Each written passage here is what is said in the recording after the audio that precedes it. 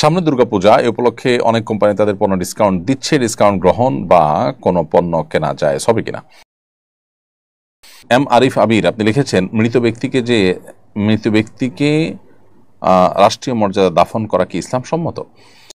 রাষ্ট্রীয় মর্যাদায় দাফন করার যে প্রক্রিয়া আমাদের সমাজে চলমান আছে, সেখানে ডাকডোল পিটিয়ে তাকে দাফন করা হয়।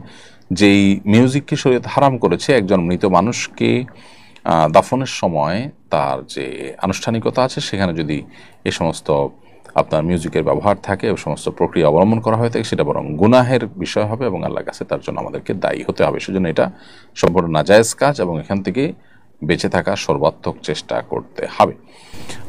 রাষ্ট্রীয় মর্যাদায় দাফনের নামে এই ধরনের গুনাহের কাজ হলে সেটা সেই মর্যাদা গ্রহণ করা থেকে বিরত থাকতে হবে আমাদের, যাতে কোনোভাবে তথাকথিত রাষ্ট্রীয় মর্যাদার নামে সামাজিক সম্মান নিতে গিয়ে অন্তত একটা মানুষের জীবনের শেষ মুহূর্তে গুনাহ করতে করতে তিনি যেন আল্লাহর সাথে সাক্ষাৎ না করেন। আমাদের দেশের কর্তা ব্যক্তিদের কর্তব্য তারা এ বিষয়ে নতুন কিছু চিন্তা করা, যে একজন মানুষকে সম্মান জানানো, তার কোনো অবদানের কারণে সেটার জন্য কি প্রক্রিয়া হতে পারে, ওলামা ইকরামের সাথে তাদের আলোচনা করা দরকার। মুসলিম সংখ্যাগরিষ্ঠ দেশে এ ধরনের বিষয়গুলো আসলে কোনোভাবেই কিন্তু গ্রহণযোগ্য নয়। সামনে দুর্গাপূজা, এ উপলক্ষে অনেক কোম্পানি তাদের পণ্য ডিসকাউন্ট দিচ্ছে। ডিসকাউন্ট গ্রহণ বা কোনো পণ্য কেনা যায় সবে কিনা?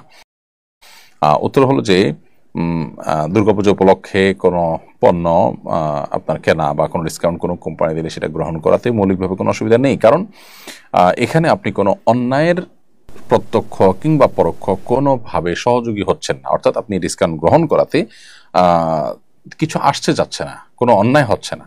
সেজন্য এটা মৌলিকভাবে কোনো নিষিদ্ধ বিষয় নয়, না জায়েজ কোনো বিষয় নয়, এটা আপনার জন্য হালাল হবে।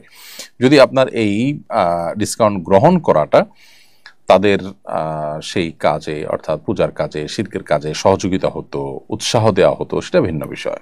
সেরকম কিছু যেহেতু হচ্ছে না, অতএব এটা কিন্তু আপনার জন্য নাজায়েজ হবে না।